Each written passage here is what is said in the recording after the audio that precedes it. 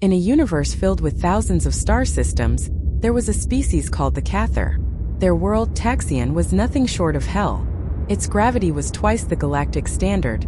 The planet teemed with predators armed with venomous spines, the climate shifted unpredictably, and even the oceans were filled with creatures capable of easily dispatching anyone daring enough to enter their waters. Only the strongest Cather survived, and it was precisely because of these conditions that their species considered themselves the pinnacle of evolution. They knew no fear. They believed they were the only ones in the galaxy capable of surviving and thriving on a death world. Other alien species the Cather encountered seemed to them pitiful, fragile, and utterly incapable of enduring even 10 minutes on Taxion. The Cather felt neither admiration nor friendship, they only despised the weak. Everything changed the day their reconnaissance ship detected an unusual signal from a neighboring star system. The signal originated from an unknown species that called themselves humans. Initially, the Cather assumed it was yet another primitive civilization that would quickly fall to their superiority. Their curiosity was piqued only by the fact that this species had dared to explore space despite their apparent biological frailty. They sent a delegation, not so much to establish contact as to assess how pitiful these humans truly were. When the Cather cruiser exited hyperspace, the humans were already waiting for them. The Terran fleet was far more advanced than the Cather had anticipated. The humans greeted them calmly yet confidently, as if they already knew who they were dealing with. This was unusual. Most other species began trembling at the mere sight of the massive and intimidating Cather. Yet these humans seemed utterly unimpressed. Negotiations began. As always, the Cather spoke with arrogance. They explained that Taxion was a world where no human could survive even a second, that their race existed solely because of endless struggle for survival. They even offered the humans protection, assuming that this offer would be gratefully accepted. But the humans' response was unexpected. The Terran representative, a woman named Dr. Elizabeth Carson, smirked and replied, "Perhaps you underestimate us. We grew up on a planet where every day could be your last. We call it Earth." The Cather exchanged bewildered glances. Earth? They had never heard of this world. They requested data. What they saw shocked them. Earth was chaos. Hurricanes, tornadoes, earthquakes, volcanic eruptions. The climate seemed wild even by Taxion standards. Humans lived side by side with creatures capable of tearing them apart. Lions, bears, sharks, venomous snakes, and millions of other deadly life forms. But what shocked the Cather most was that humans didn't merely survive on this planet. They dominated it. "This is impressive," one Cather delegate finally admitted. "But how is this possible? Your bodies seem weak, your bones thin. You lack claws, fangs, spines, and even venom." Elizabeth smirked, leaning back in her chair. "We have something better. We adapt. When nature challenges us, we respond. We tamed fire to keep us warm in freezing nights. We built fortresses to protect ourselves from predators. We created weapons to survive and then to win. And most importantly, we learned to work together." With every word, the Cather began to feel something new: fear. This was not a species that merely survived on a death world. Humans had turned their deadly planet into a testing ground, bending the laws of nature to their will and overcoming them. A few days later, the Cather requested permission to visit Earth. The humans agreed but warned, "Earth may be dangerous for you." This only intrigued the Cather further. Could there truly be a world equal to Taxion? They landed in the Amazon rainforest. This was a mistake. A giant anaconda attacked one of the delegates. Venomous ants swarmed another. Then a tropical downpour began, turning the ground beneath their feet into a viscous, deadly trap. Despite all of this, the Cather refused to retreat, until they noticed that the humans were watching the chaos with subdued amusement. "This isn't even the most dangerous place on Earth," one of the human escorts remarked. "What's the most dangerous?" asked the Cather leader. "Well, for example, Australia," Elizabeth replied with a smile. "But I wouldn't recommend going there. Even we tread carefully there." The Cather returned to their flagship in contemplative silence. The leader of the delegation, Rasher, couldn't shake the thought that humans were far more dangerous than he had initially assumed. They not only survived in conditions that would break most species, but seemed to enjoy the challenges their planet threw at them. This blend of cold pragmatism and near-reckless curiosity unsettled him more than any predator on Taxion. At the Cathar Council meeting shortly after their return, the main topic was what to do about humans. Some proposed immediately destroying Earth before humanity could become a threat. However, Rasher knew this would be a catastrophic mistake. Humans had already demonstrated their ability to adapt to any conditions. They didn't just survive, they always found a way to win. "They're like a virus," one elder Cathar remarked from the back of the room. "They spread, infect, and turn everything they touch into their own environment. They don't just survive catastrophes, they use them to become stronger." Rasher stood to respond. "That's true," he agreed. "But I've seen something more in them. They don't just adapt. They have something we've lost. They strive to understand. They don't just learn how to win, they learn how to build. They create order from chaos." The room buzzed with debate. Some agreed with Rasher. Others rejected his view entirely. However, one conclusion was clear. Humans were not enemies that could be eliminated with a single strike. They were something unknown and dangerous. A week later, 3 Earth ships entered the atmosphere of Taxion. The Cathar watched their landing with great curiosity. The conditions on the planet were lethal. Wild temperature swings, acidic rains, and dense clouds of methane fog. Most species, even with the protection of advanced technology, couldn't remain on the surface for more than a few hours. But the humans disembarked from their ships as though they were stepping onto a resort. Rasher greeted them personally. Elizabeth Carson emerged first, accompanied by a small group of scientists and soldiers. They were dressed in durable suits designed to protect them from the toxic atmosphere, but they appeared relaxed. One soldier even took a selfie with Taxion's strange triple suns in the background. "Welcome," Rasher said, masking his inner irritation. "I trust your protective gear is strong enough. This air would kill you in 10 seconds. Carson seemed to ignore the veiled challenge in his words. She gestured toward one of the scientists. "We're aware. But thank you for the concern. This is Professor Ethan Langley. He's leading our expedition.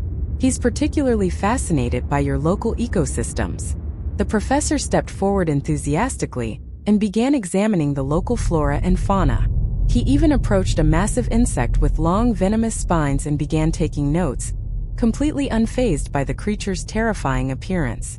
"This is incredible," he exclaimed, turning to Carson. "Did you see how effectively its exoskeleton resists the acidic environment? This is a true marvel of evolution." Rasher watched him in disbelief. No Cathar had ever spoken about Taxion with such admiration. To them, their home planet was a battleground, not an object of study. Yet the humans seemed to see every aspect of their world as an opportunity for discovery. Several days passed. The humans adapted faster than anyone had expected. They not only endured Taxion's challenges but managed to collect data, gather samples, and even conduct experiments on site. As the Cathar observed this, they began to experience a strange mix of respect and unease. But the most astonishing event occurred when the humans encountered a swarm of predators known as Dracarids. These creatures were the Cathar's worst nightmare. 6-legged monsters with venomous glands, capable of coordinating attacks with terrifying precision. Even the most skilled Cathar hunters often perished without backup when faced with them. The humans, however, did not retreat. Instead, as though acting on instinct, they regrouped almost instantly. Carson gave clear orders, and the Terran soldiers began fighting in unison, using not just their weapons but also the surrounding environment. They set up an ambush, using local carnivorous plants as traps, and despite being outnumbered, they defeated the Dracarids. After the battle, Rasher approached Carson, who was standing amidst the fallen predators and jotting down notes on her tablet. "You're strange creatures," he said. "We believed we were the only ones capable of surviving on such worlds. But you seem to enjoy it." Carson laughed, setting down her tablet, and looked him directly in the eyes. "Rasher," she said, "we don't just survive. We find meaning even in chaos. And do you know what I've realized? Taxion isn't just a death world. It's a world of possibilities." That evening, sitting in his quarters, Rasher realized that humans were not merely a threat. They were potential allies, something the Cathar had never sought but perhaps desperately needed. Instead of destroying one another, they could combine their strengths. And that frightened him most of all. In the following days, Rasher spent more time with the Earth delegation than with his own advisors. He became obsessed with understanding the humans, their motivation, their strange ability to dive into mortal danger with what seemed like reckless ease. But the more he observed them, the more he realized that this was not recklessness. It was calculation, fueled by an elusive inner drive that the Cathar lacked. Carson and her team continued to explore Taxion, taking on challenges the Cathar considered insurmountable. They investigated caves filled with toxic gases, climbed volcanoes spewing molten lava, and even dared to descend into the Eye of Traknor, a massive crater inhabited by ancient creatures that even the Cathar avoided. The humans survived. More than that, they thrived. Each of their successes further unsettled Rasher. At one point, he decided to have an honest conversation with Carson. They stood on a high cliff overlooking Taxion's dense forests. Below them, the roar of a massive waterfall echoed as millions of tons of water plunged into a bottomless chasm. "Why do you do this?" he finally asked. "Why isn't survival enough for you? Why go to places where the odds of death are nearly absolute?" Carson, standing at the edge of the precipice, turned to face him with a smile. But her eyes were serious. "You see, Rasher, this is what makes us. We don't just survive because we have to. We strive for something greater. Survival for the sake of survival is stagnation. And we believe that the purpose of life is to learn, to push beyond what's possible." Rasher frowned. Her words were beautiful but seemed reckless. The Cathar had never sought anything greater. Their existence had always revolved around the struggle for dominance. "You speak of risk as if it's nothing," he replied. "But risk destroys the weak." "You're wrong," Carson countered. "Risk is what makes us stronger. Without it, we would stop evolving. And on death worlds like your Taxion or even our Earth, evolution isn't a choice. It's a necessity." Her words hung in the air like a challenge. And for the first time in years, Rasher felt his usual certainty begin to crack. When the humans announced that they were ready to leave Taxion, most of the Cathar breathed a sigh of relief. They still viewed humans as a threat, one that was easier to ignore from a distance. However, Rasher couldn't let them leave so easily. He knew that this encounter would change the future of their civilization, and he feared that the Cathar might not fully realize it yet. On the day of their departure, he boarded the Earthship to personally see Carson off. Her team was already loading samples collected during their time on the planet. They had gathered hundreds of species, conducted dozens of experiments, and left behind an unusual impression. The humans hadn't destroyed but studied, adapted, and left everything as though they had never been there. "You're leaving, but what comes next?" he asked as he approached Carson in the ship's hangar. "Humans aren't the kind to retreat, are they?" She turned to him and, after a brief pause, replied, "We don't retreat. But we're not conquerors either, Rasher. We're looking for allies. We know that planets like Earth and Taxion forge unique species. You call your planet a death world. We call Earth the same. But think about what we could achieve together. Death worlds don't just create strong survivors, they create strong builders. Together, we could build something that would change the galaxy." Rasher stared at her for a long moment. Her words reminded him of old tales from Cathar elders, stories of a time when they still believed in alliances, before their planet had turned them into ruthless individualists. Perhaps deep down, that same yearning Carson spoke of still burned within him. "Maybe," he finally said, "maybe you're right. But only if humans are truly capable of cooperation, not just bending everything to their will." She smiled. "We can do both," she said with a sly smirk. "It all depends on who stands before us."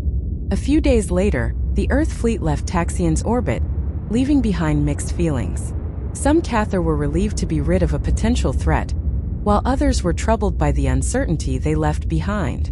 But Rasher couldn't stop thinking about Carson's words. He began to wonder how their two species might cooperate. Could their alliance truly become something that would reshape the galaxy? The answer came sooner than he expected. A few months later, a Cathar reconnaissance ship intercepted a distress signal. It came from a vessel of an unknown species trapped in the gravitational pull of a collapsing star that was on the verge of going supernova. Time was running out, The Cather ship's commander was preparing to leave the sector when an unexpected transmission arrived. A familiar figure appeared on the screen. Elizabeth Carson. "Hello, Rasher," she said, as if they had parted only yesterday. "Care to save a world together? We don't have much time." Rasher barely had a moment to process what was happening, but his instincts, honed by Taxian's brutal environment, provided him with the only possible answer. "Let's try," he replied. And in that moment, a new chapter of their history began. For the first time, humans and Cather united their strengths, and what they built together surpassed anything even the boldest dream could have imagined.